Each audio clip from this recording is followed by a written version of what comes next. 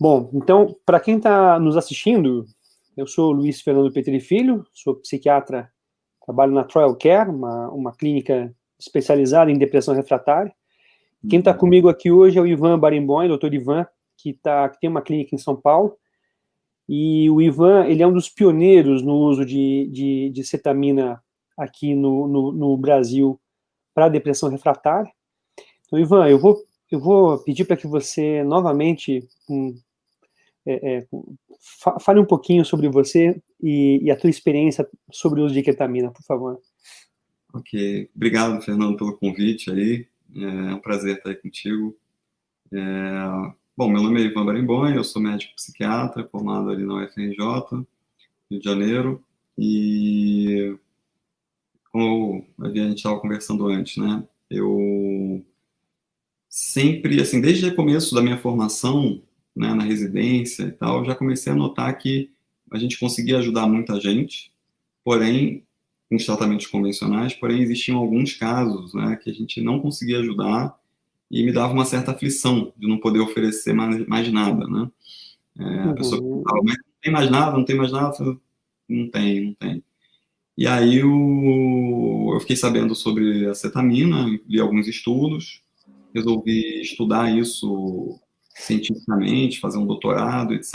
E aí me aprofundei muito no tema, li vários estudos científicos, comecei até a escrever algumas coisas. Cheguei até a publicar um trabalhinho, né? Não sei se você já leu esse que foi na... Isso, eu vi teu artigo, você publicou em 2018, não foi? Acho que foi. Mas Isso, aquilo eu li. no começo, entendeu? Os dados que eu peguei foi no comecinho ali da clínica. Enfim, mas depois eu vi que a minha vocação era mais de assistência e eu achava mais importante disponibilizar esse método para as pessoas na clínica mesmo, do que simplesmente fazer um doutorado ou publicar mais um artigo, que seria apenas mais um entre vários que já comprovaram a eficácia científica da cetamina para depressão refratária, né? Eficácia clínica, desculpa. E aí eu montei a clínica em 2015 e tenho tido essa experiência aí com cetamina, que, pelo que a gente conversou um pouco antes, bem parecida com a sua, né? Rapidamente, cerca de 70% das pessoas respondem, como os trabalhos, né, os estudos clínicos mostram, mas normalmente tem alguns casos que... Normalmente não, alguns casos não, a gente não consegue manter essa resposta, então eu diria aí que pelo menos metade dos pacientes refratários tem uma resposta satisfatória no médio e longo prazo, e a outra metade não.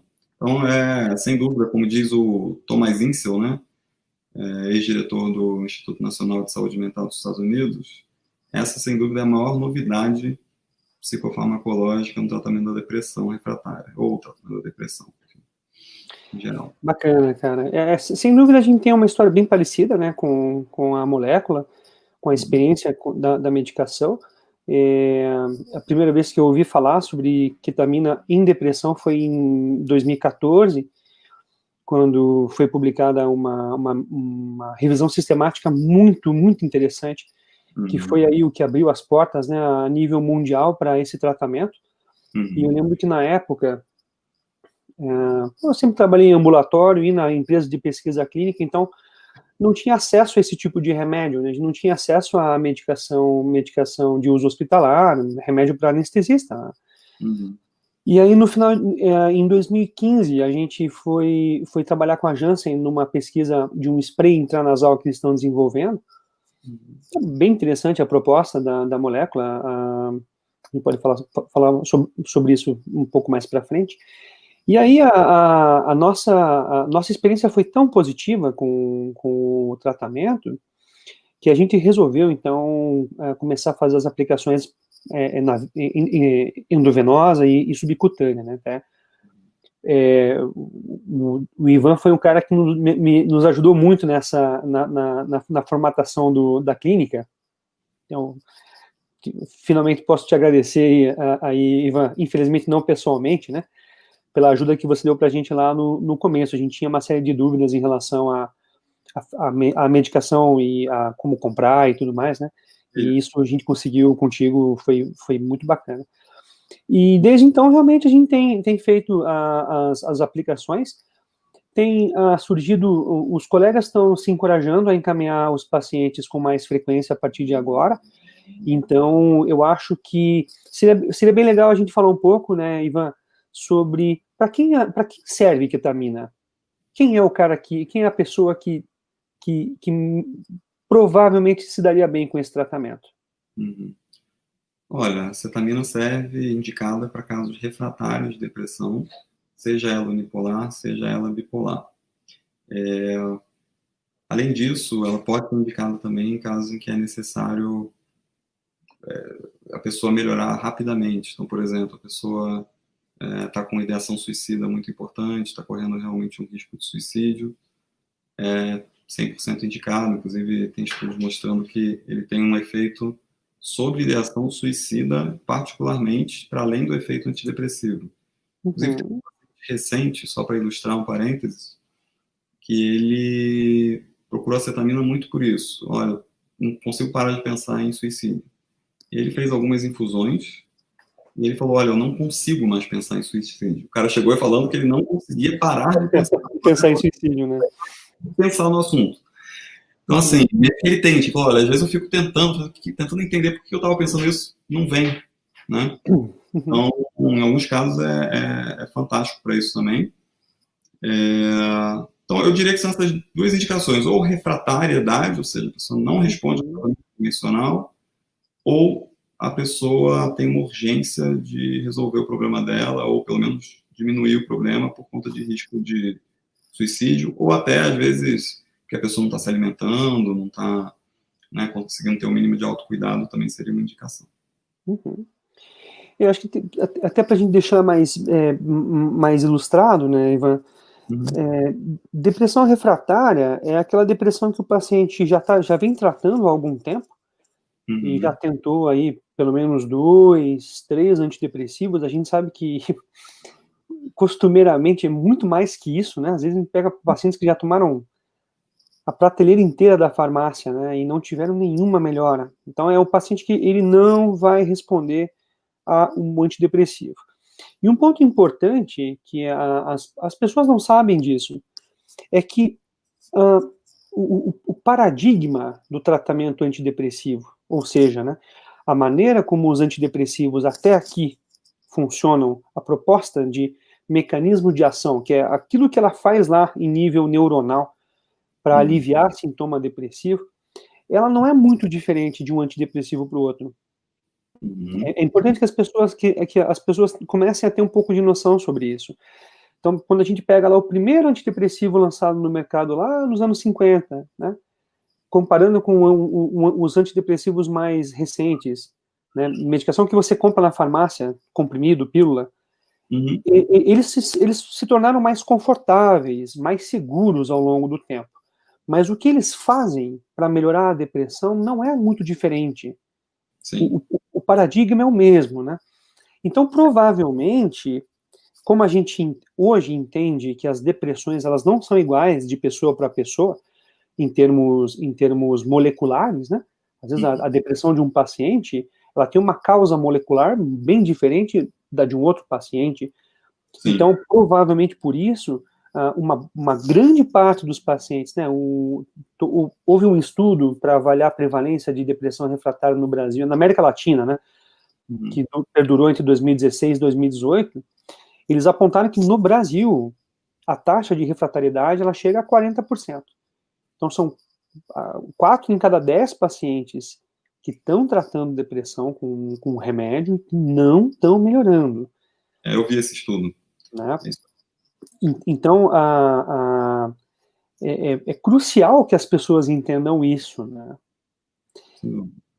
Antes da Só para ilustrar melhor assim essa diferença de mecanização, sem querer ser muito técnico, mas todos os antidepressivos praticamente atuam no sistema monoaminérgico, né?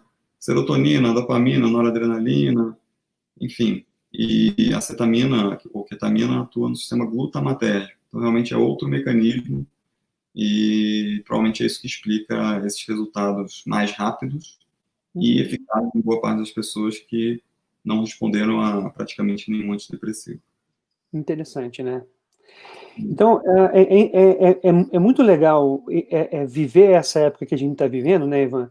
Porque a gente está, de fato, vendo uma mudança do paradigma. A gente está vendo uma mudança na maneira como a gente pensa o tratamento de depressão. E mais que isso, né, a gente está mudando a maneira como a gente pensa na depressão em si, né? Algo que também a gente não se atenta muito é que antes de a gente ter um bom modelo, né, uma boa teoria do que, afinal de contas, é depressão, em termos biológicos, a gente tinha remédio para ela. Então, é interessante, a depressão ela é um daqueles casos em que primeiro a gente conhecia um remédio, depois a gente foi começar a desvendar ela em termos biológicos, e logicamente que esse viés, né, essa pequena distorção em achar que, então se o remédio era serotonérgico, aumentava a serotonina, depressão tinha alguma coisa a ver com isso, que é uma coisa que as pessoas ainda pensam hoje em dia, né? Ainda está muito no imaginário das pessoas, e a gente descobre cada vez mais que não tem nada a ver com isso, né? São coisas muito mais complexas, né? Tem mecanismos inflamatórios envolvidos, mecanismos genéticos importantes que levam uma pessoa a ficar deprimida. E é isso que a ketamina ela representa uma virada de jogo, né? Eu vejo totalmente assim também, concordo 100%. Foi isso que me fez brilhar os olhos e ir atrás de começar a fazer, imagino que você também. Falei, não, pera, isso aqui já tem comprovação científica, é uma grande mudança de paradigma. Por que as pessoas não estão tendo acesso a isso? Vamos começar a usar isso aí na clínica, entendeu? E realmente, claro, não é panaceia, né? Nem todo mundo responde, e é muito chato quando isso acontece, porque às vezes a pessoa vem com muita frustrante, né? Mas a quantidade de gente que a gente consegue ajudar, acrescentando essa ferramenta no nosso arsenal, e tem isso também, né? Hoje em dia tem muito essa coisa do tipo, eu contra você, eu sou do time do, sei lá, do tratamento natural, eu sou do time do tratamento farmacológico, eu sou do não sei o quê. Eu acho que está errado essa abordagem. Tem que ser assim, vamos somar, né? Tudo que tem evidência científica que possa ajudar, a gente vai somando, para aumentar a chance de ter um sucesso. De melhora, né? Exatamente. Eu não tenho preconceito com nada. O que funcionar, estamos aí. Eu também não, cara. Desde que a gente funciona, eu tô dentro. Exato, acho que a gente tem que ter assim, e é bem interessante a gente tá tendo esse diálogo justamente nessa fase em que o mundo inteiro está discutindo ciência, né? E o Brasil, em especial, tá tentando discutir ciência, né? Que é o que define um tratamento que se torna eficaz, né? Qual que é o nível do que esse termo que os médicos têm usado, que é evidência científica, né? Que para muitas medicações a evidência científica ela às vezes é baixa para uma indicação.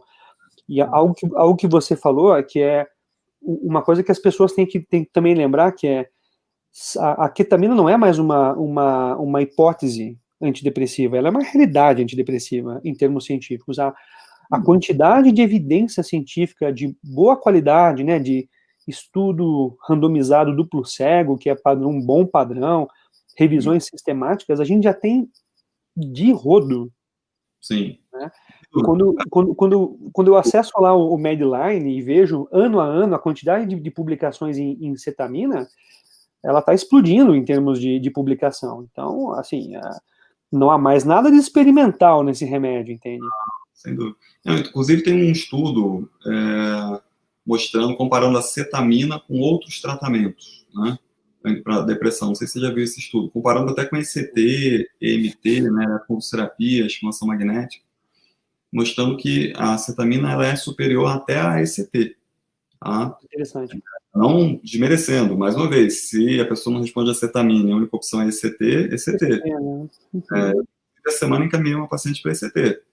Mas, assim, em termos estatísticos, parece que a cetamina é o tratamento antidepressivo mais eficaz que existe. Né? Essa é uma afirmação poderosa, Ivan, e eu tenho que dizer que eu acho que esse é o caminho mesmo. Né? Sim. Agora, a grande questão é, será que os colegas estão sabendo indicar? Olha, eu acho que indica muito menos, né, do que deveria. Eu acho que quando você não faz uma coisa no seu consultório, na sua clínica, a sua tendência é tentar usar as ferramentas que você tem e não indicar para o colega. Não por uma questão de... Eu acho que é uma coisa meio subconsciente, entendeu? Do tipo, não, peraí, deixa eu tentar ajudar esse cara aqui. E aí vai tentando, vai tentando, vai tentando. Faz isso, faz aquilo. Mas, assim, na minha opinião, não é o ideal, né? O ideal é, tentou 2, 3, não deu certo com antidepressivo, já tem que indicar para tem que subir de nível de tratamento, né? De fato. E, na minha opinião, subir de nível significa cetamina inicialmente, porque quais são as outras opções? EMT, que pelo menos o EMT convencional tem dados de eficácia um pouco questionáveis, né? Não é uma coisa muito confiável, principalmente em pacientes refratários. E o ECT é uma opção boa no sentido de eficácia, bem parecido com a cetamina em termos de eficácia, como eu falei, um pouco pior, mas muito bom também. Porém, é um procedimento muito mais complexo e tem o problema da memória, né? Tem muito Sim, o efeito colateral, não é? e acaba com a memória. Não tô, mais uma vez, não estou demonizando, não. Às vezes tem que usar. Mas, assim, é um problema sério. E o pior é aquele cara que foi, você mandou, e ele volta sem responder e com a memória ruim. Então, você fica meio... Tipo, acho que era melhor não ter feito. Dividir a responsabilidade, né, com o paciente sobre o efeito colateral. É chato, mas assim, não tem efeito colateral, não tem nada que vá causar um dano à pessoa, né? Então, nada é antidepressivo. Existem pessoas, eu inclusive também já uso, né, o teste farmacogenético, não sei se você gosta de usar, eu em alguns casos eu uso, não naqueles casos que a pessoa já tomou tudo, mas tem casos... Já é refratário, né? Mas tem uns casos que são meio intermediários, a pessoa veio, às vezes a pessoa já está há 10 anos tomando o mesmo remédio, por algum motivo não foi trocado, e aí tentou poucas opções, aí o farmacogenético eu acho que pode ajudar também. Inclusive, eu faço isso tudo em paralelo com a cetamina. Né? Mais uma vez, nessa linha de tentar somar e tentar melhorar, vamos dizer assim, otimizar tudo, até para a pessoa depois conseguir tirar a cetamina, e isso é possível em alguns casos. Né? Acho que isso tem a ver com, assim, a gente partiu de um cenário em que as nossas ferramentas eram poucas, e eram ferramentas até difíceis de usar, né? Se a gente for voltar um pouco para trás, quando tudo que a gente tinha era inibidor da MAO, antidepressivo tricíclico, né? E agora a gente começa, né, a aumentar drasticamente as nossas ferramentas, e finalmente a gente começa a ter ferramentas que são diferentes umas das outras.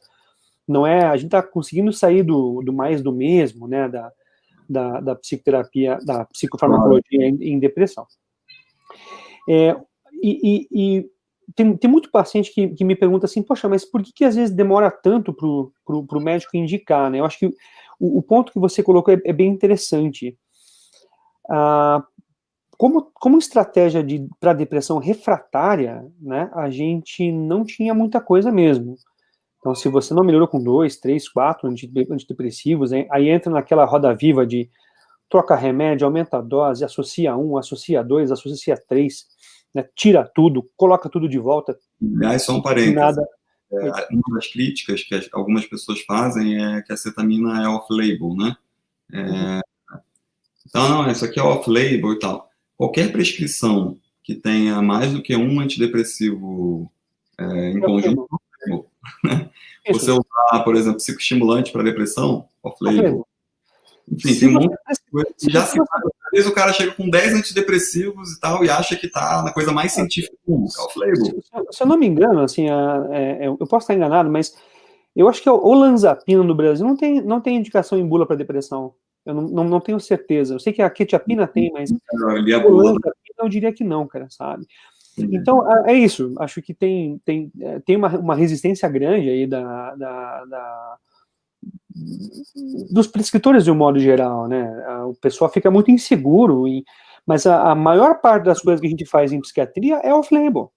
Exatamente. Entende? Acho que e tudo vai da consciência do psiquiatra, do quanto ele sabe, o quanto ele estuda, porque a gente entende que existe um descompasso entre o que se pesquisa, o que se comprova e aquilo que vai vir em bula. Até porque para você conseguir, às vezes, mudar a indicação, colocar em bula de um remédio uma nova indicação, você tem que voltar a fazer todo o investimento de pesquisa lá no começo.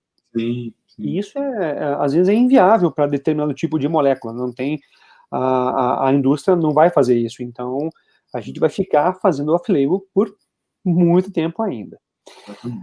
Mas ainda falando um pouquinho sobre o encaminhamento dos colegas, né?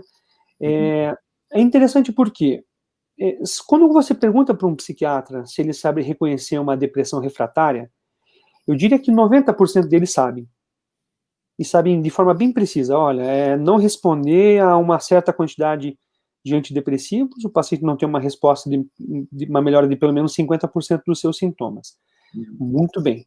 Aí você pergunta para o psiquiatra o seguinte, no caso de refratariedade, o que você faz? O que você acha que você deveria fazer? Eu acho que eu deveria encaminhar o paciente para ECT. E aí a pergunta que você faz é, você encaminha? Não. Porque, como você estava dizendo, né? A ECT, ela é mais cara, ela é de difícil acesso, ela é mais complexa e ela tem muito mais efeito colateral.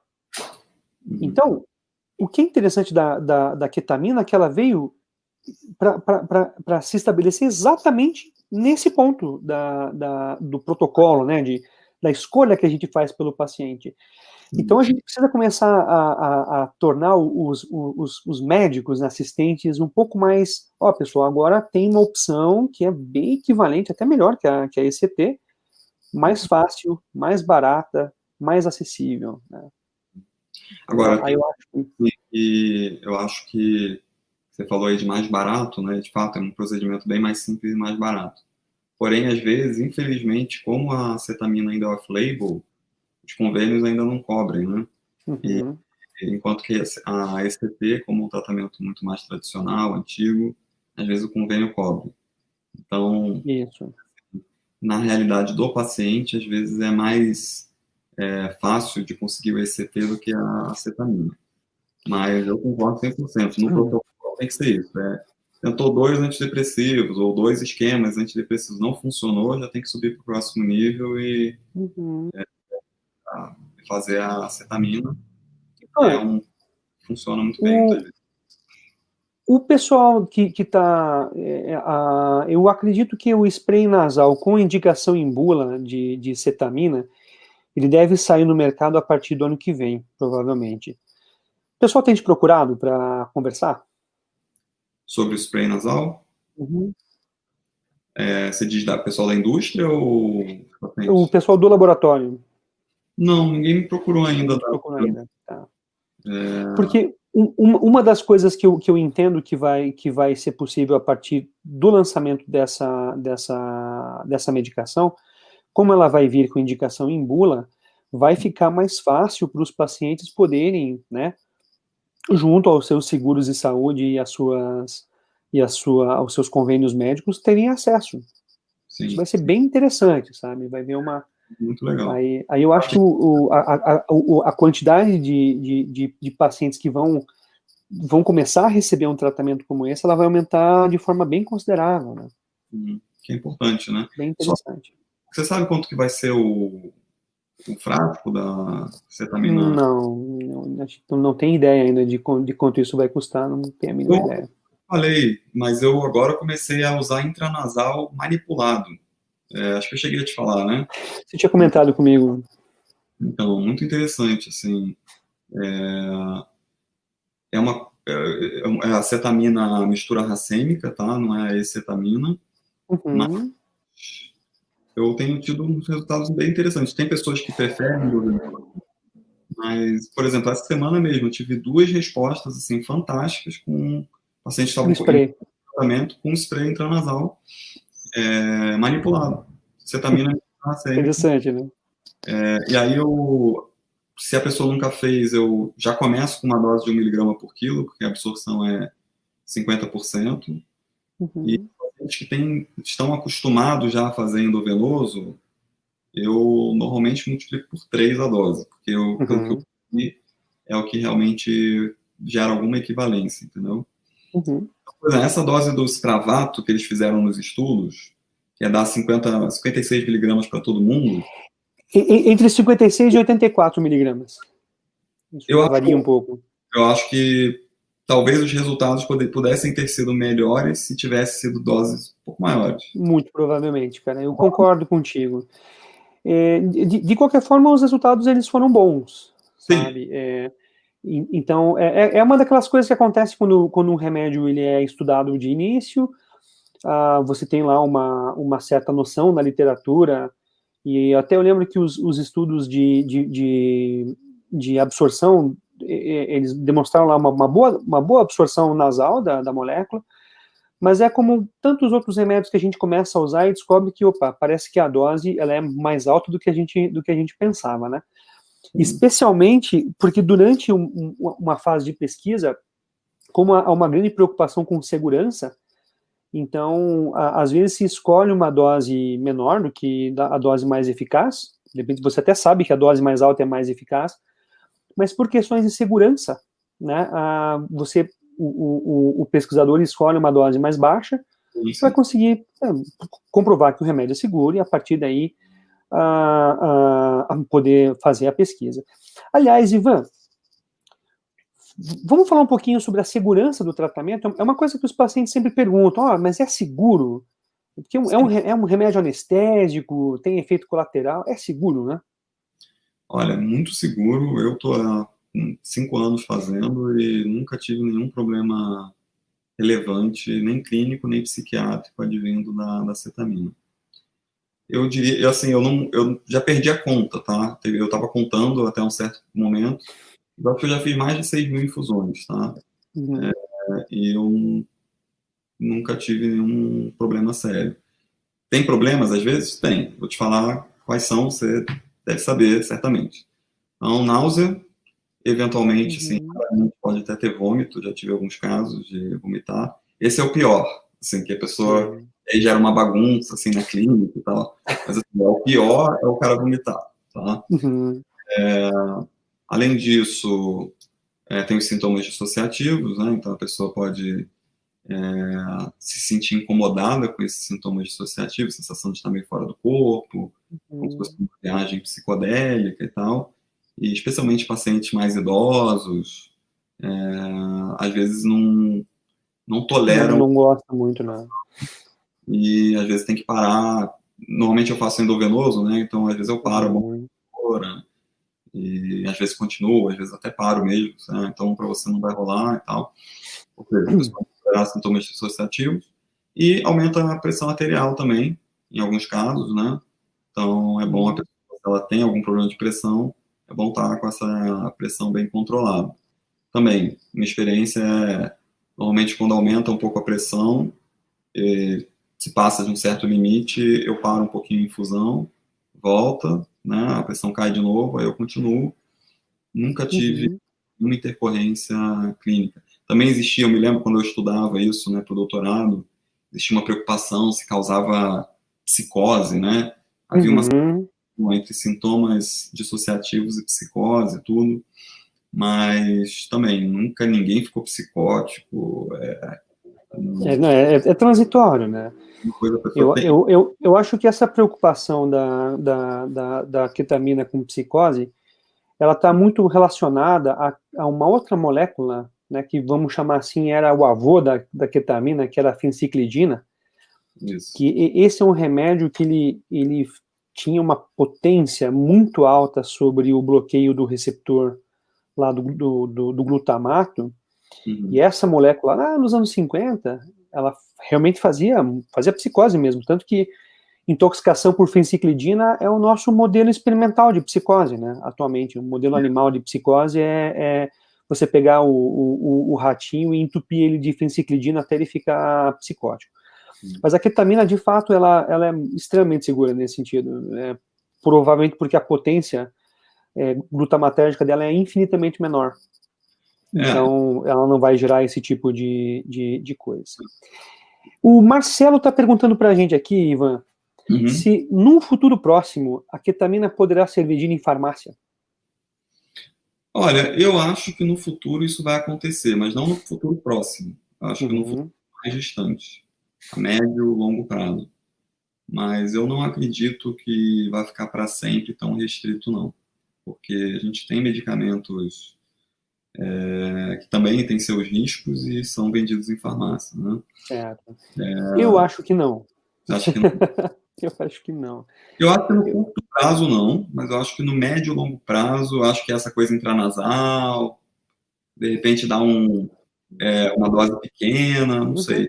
Eu acho que a questão até, eu acho que a sacada do spray nasal é muito interessante nesse sentido. Eu concordo contigo nesse aspecto, por conta de você restringir drasticamente o potencial de abuso, né? Talvez algumas pessoas não saibam, mas a ketamina, ela pode ser usada como uma droga, utilizada como uma droga recreativa, geralmente em doses muito acima da dose antidepressiva, 5, 10 vezes acima da dose que a gente utiliza para tratar a depressão. Mas quando eu paro e penso, né, sobre a maneira como as nossas agências regulatórias funcionam, né, eu acho muito pouco provável, por uma questão até de segurança do paciente, né.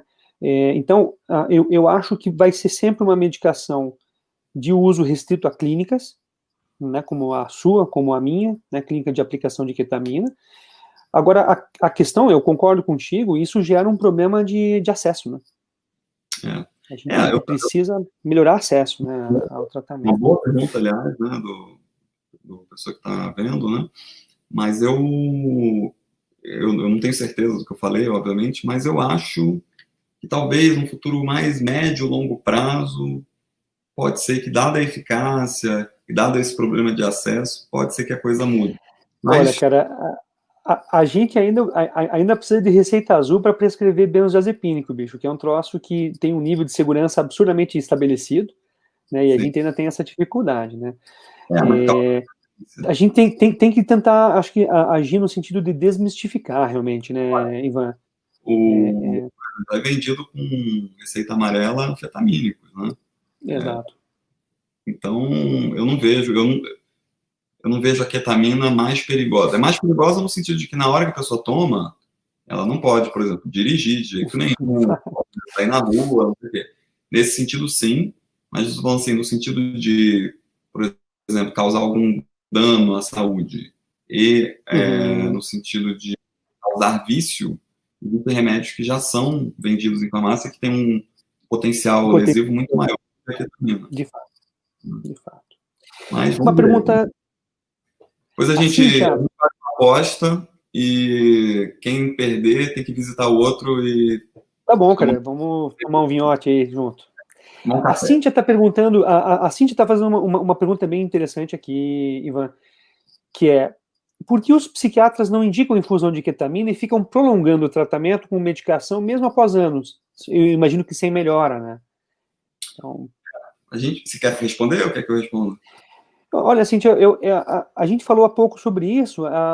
Como o tratamento ele é relativamente novo, e eu acho que a maior parte dos psiquiatras ainda não está muito familiarizada com o tratamento, eles acabam ainda tentando, né, fazer algum tipo de associação de antidepressivo, potencializar, e aí passa bastante tempo, né? Eu já tive pacientes que estavam tratando há 15 anos sem melhora, né? Ivan, se você quiser complementar um pouco sobre isso. É isso que você... Acho que tem esse componente do tratamento ser novo, e felizmente isso está mudando, né? Como eu falei, em 2015, 2016, quando eu comecei, assim, vários pacientes me falavam: eu vim aqui, mas o meu psiquiatra nem sabe, porque acha um absurdo. Ou perguntei para o meu psiquiatra, ele nunca ouviu falar.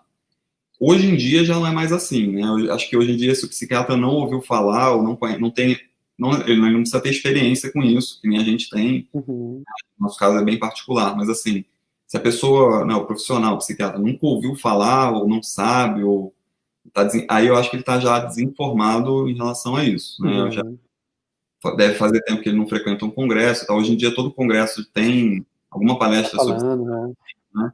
É um assunto, vamos dizer assim, quente na psiquiatria. Então, está melhorando essa questão da consciência sobre o tratamento, mas aí entra a questão que eu falei, né? Se você não oferece o tratamento, né? Se você não tem essa possibilidade, a sua tendência normalmente é continuar tentando. Porque o ser humano é um pouco assim, né? Do tipo, não, peraí que eu vou Isso. tentar. Agora vai. Tudo bem, agora vai, eu vou ajudar aqui.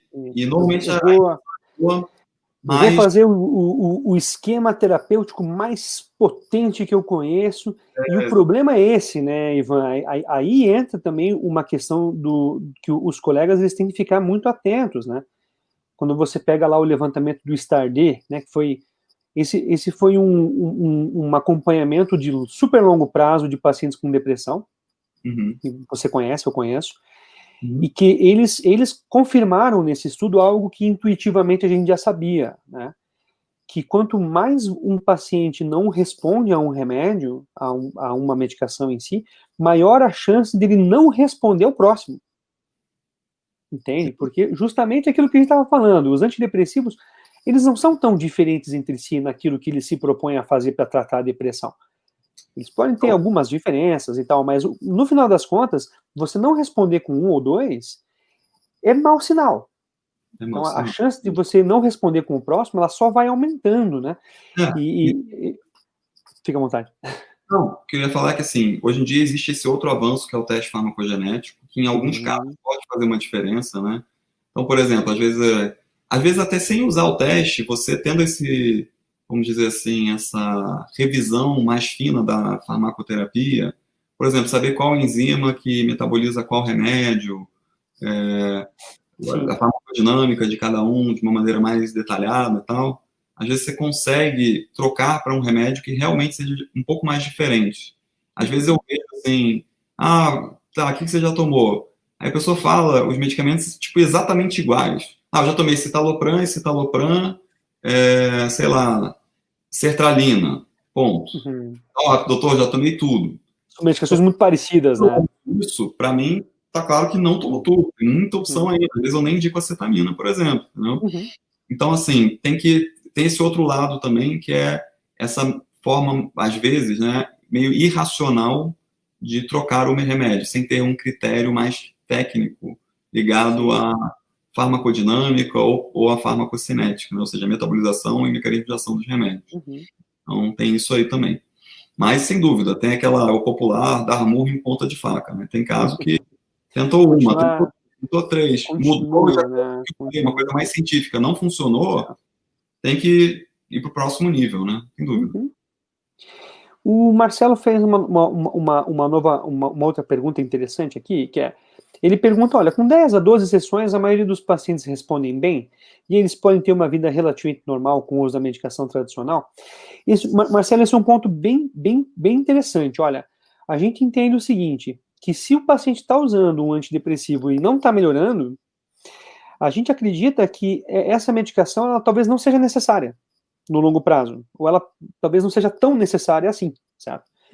Então, quando um paciente tem uma boa resposta com o uso de ketamina, a nossa tendência, e eu sei que é também a tua tendência, né, Ivan, de começar até a dar uma limpada na prescrição, vai tirando o remédio, vai simplificando a prescrição, E eu já tive pacientes que ficaram super bem usando quase nada de medicação, ou mesmo só as aplicações de ketamina a cada 7 ou 15 dias. Se a resposta é fantástica, a cetamina, às vezes dá para fazer isso sim, muitas vezes, inclusive. Quando a resposta é parcial, que também tem esses casos, né? A pessoa melhora, mas melhora parcialmente. Aí, normalmente, eu vou pelo caminho inverso. Eu tento ver o que mais dá para fazer. Então, aí eu já parto para a otimização da prescrição convencional, teste farmacogenético, às vezes, enfim, para unir forças e chegar ao resultado ideal. Que aí é a abordagem de tentar fazer orquestrar, né, Ivan, todas as ferramentas que a gente tem disponível, né? Então, e como isso ainda não está muito bem definido, né? como, quando e de que maneira a gente deveria fazer, a gente vai intuitivamente, vai procurando uma saída. Eu tenho feito bastante associação com estabilizador do humor, por exemplo, em pacientes que eu acabo descobrindo no meio do caminho que ou são bipolares ou têm fenômenos de recorrência bastante importantes. Então, é comum, às vezes, você associar lamotrigina, olanzapina, por exemplo, lítio, sabe?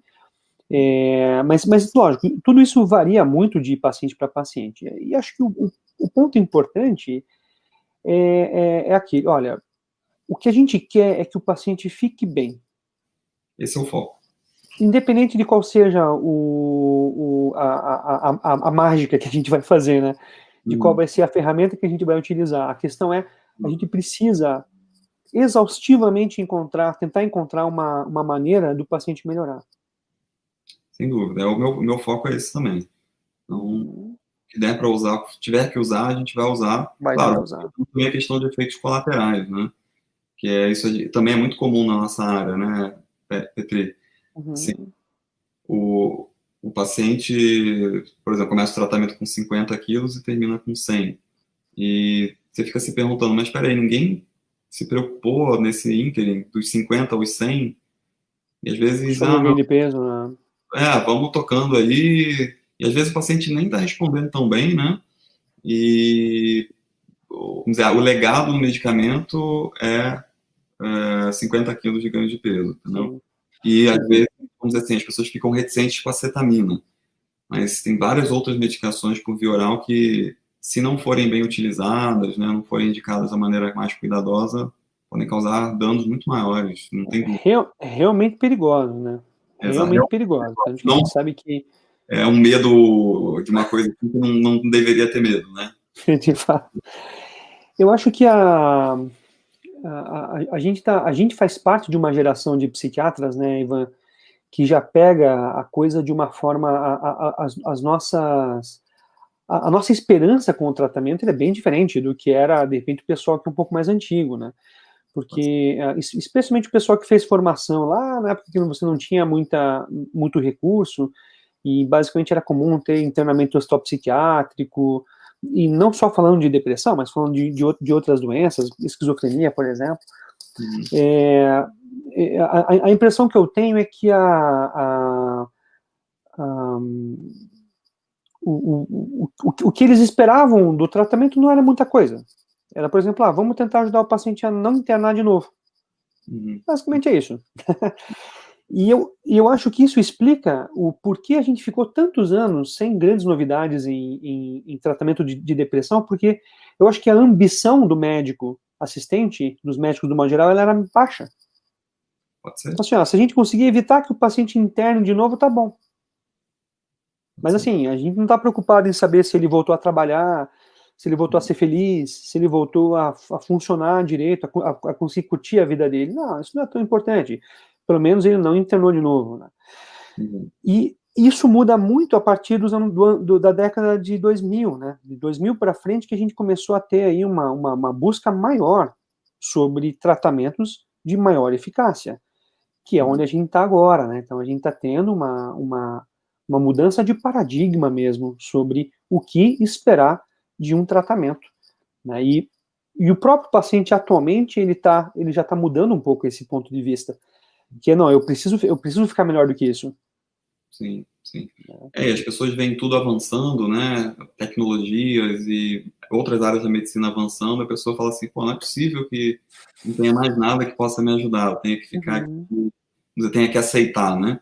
Exato. E realmente, a cetamina, claro, que a gente falou, não é panaceia, não é todo mundo que vai responder, mas para algumas pessoas é totalmente life-changing, né? Muda a vida da pessoa. Bem, e além da ketamina, né? Já vamos pensar um pouco no futuro, né, Ivan? Além da ketamina, né? Bom, eu estava... Como a gente trabalha com pesquisa, a gente volta e meia acaba, então, sendo convidado aí para participar de novas pesquisas, né? Então, eu acho que a gente, os anos 20, essa década que a gente tá para começar agora, no ano que vem, eu acho que vai ser a década do glutamato na psiquiatria. Vai ter, assim, como a gente ainda não conseguiu desvendar, né, com muita propriedade, quais são os mecanismos de ação da ketamina, a gente já tem pelo menos quase 10 propostas de mecanismo de ação, já começou uma corrida de outros laboratórios atrás da sua ketamina. Entende? Então, a gente vai ver muita coisa nesse molde, muita coisa de medicação que vai ser de infusão, parecida com a ketamina, sabe? E vem coisa nova por aí, sabe? Eu lembro que em 2013 já tinha essa corrida, foi quando eu comecei a estudar esse assunto para fazer doutorado e tal. E eu até cheguei a cogitar estudar uma dessas novas moléculas e tal. Mas assim, eu espero que, sinceramente, espero muito que realmente funcione e daqui a alguns anos a gente tenha mais opções, vamos dizer, nessa linha, né? Mas você viu que a Janssen, ela desistiu e já correu para segurança da molécula mais conhecida já. Lógico. Porque... Eles não são bobos, né, cara? Eles foram atrás do que era mais racional, eu até acho, sabe? Faria muito mais sentido você utilizar uma molécula com um super potencial e que ninguém estava dando muita bola, né? Eu acho que eu fiz uma revisão há um tempo atrás e eu acho que uma das primeiras vezes que alguém fez alguma menção de tentar usar ketamina para depressão foi lá em 84, 85, sabe? A ideia era antiga. O que faltava era de repente, os estudos, a ketamina ela tem essa história, né? Que ela foi construindo uma reputação antidepressiva ano após ano, a partir de 99, 2000, quando começaram os primeiros trials, né, com populações pequenas de pacientes, e sempre focadas em depressão refratária. Tanto que quando ela chega agora, tem evidência pra caramba, tem muito mais evidência de ketamina do que uma grande parte dos antidepressivos que estão consagrados aí, sabe? E a gente ouve falar muito mais, por exemplo, do canabidiol, né? Sim, tá muito mais na mídia e tal, e quando é uma molécula, acho promissora, acho que é uma novidade interessante no campo, mas assim, não tem evidência clínica praticamente nenhuma para nada. Nenhuma. Então, fica esse hype, né? Canabidiol, uma paciente que canabidiol, eu falei, mas canabidiol é legal, interessante, mas é uma coisa que não tem evidência clínica ainda, entendeu? O canabidiol, ele precisa mostrar que veio, sabe? Ele tem que mostrar que funciona. Para que ele funciona, né? Então, as pessoas falam muito sobre porque funciona para isso, para isso, para isso, para isso. Não é verdade. O canabidiol, de fato, funciona para epilepsia refratária.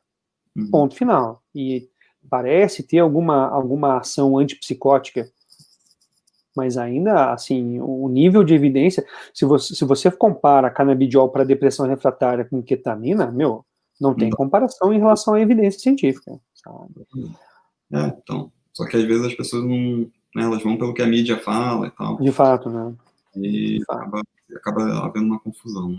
Eu acho, assim, eu tenho a impressão, né, de que toda essa discussão do canabidiol, ela, na verdade, ela esconde por trás uma outra intenção, que é a legalização da maconha, certo? Eu não vou abrir aqui uma discussão, é uma discussão muito complexa, mas eu acho que está acontecendo no Brasil o que aconteceu nos Estados Unidos, sabe? Assim, vamos começar a dizer que existem canabinoides medicinais e o canabidiol de fato o canabidiol de fato é remédio.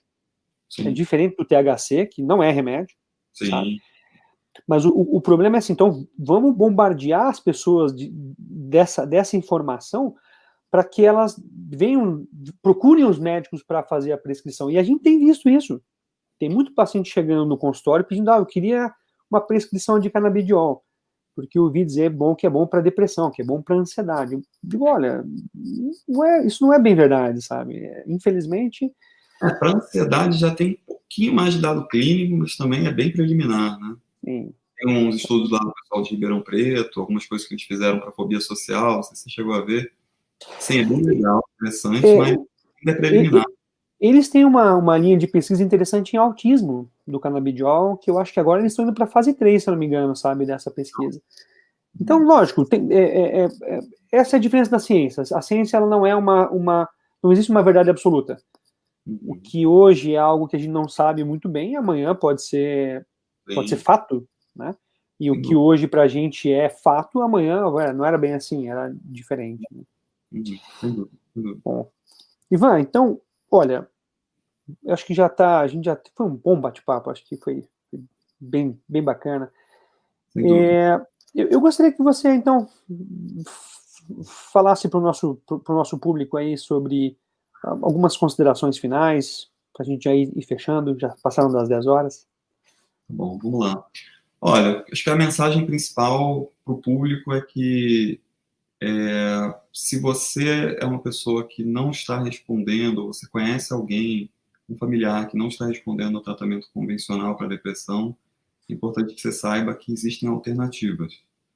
E uma dessas alternativas, que é uma das mais promissoras e tem mais chance de te ajudar, ou ajudar o seu familiar, o seu amigo, enfim, é a cetamina. Tá? É uma alternativa segura e com evidência científica robusta. Acho que essa é a mensagem principal aqui da nossa live. Legal, Ivan. Faço minhas as suas palavras, né? De fato, está na hora de a gente mudar um pouquinho a dinâmica, né, do pensamento do tratamento da depressão. Ketamina não pode ser o último recurso.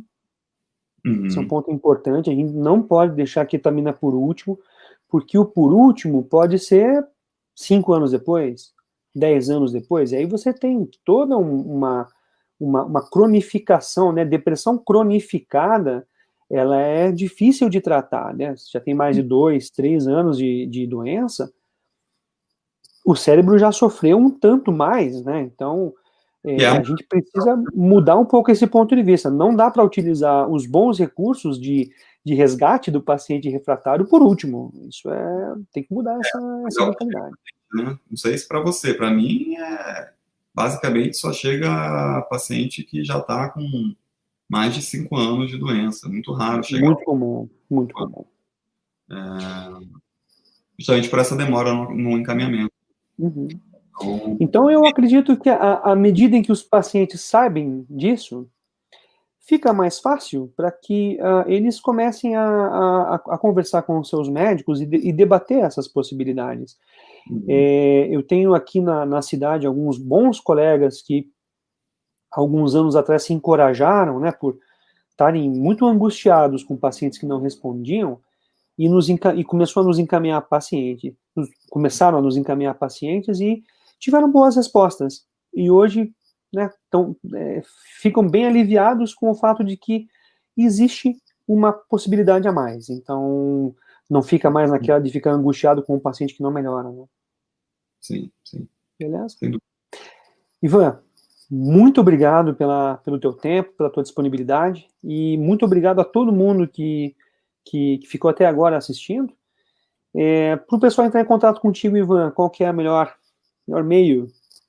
Bom, agradeço aí também o convite, Petri. Vamos tentar manter contato aí, acho que é legal. Claro. Poucos colegas com essa experiência, e eu fico lá sozinho, lá na minha clínica, acho que é bom ter essa troca, muito legal. Uhum.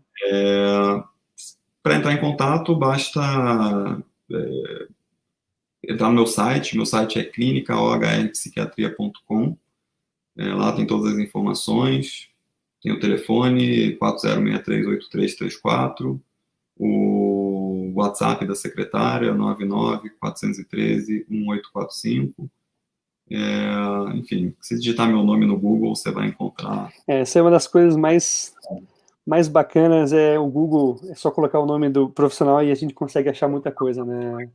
Se mora em São Paulo, né? Ou adjacências, eu acho que eu vou poder te ajudar. Beleza, Ivan. Então, muito obrigado. E logo a gente organiza uma próxima, cara. Beleza. Foi um prazer. Prazer. Uma Tchau, tchau. boa noite. Tchau, tchau.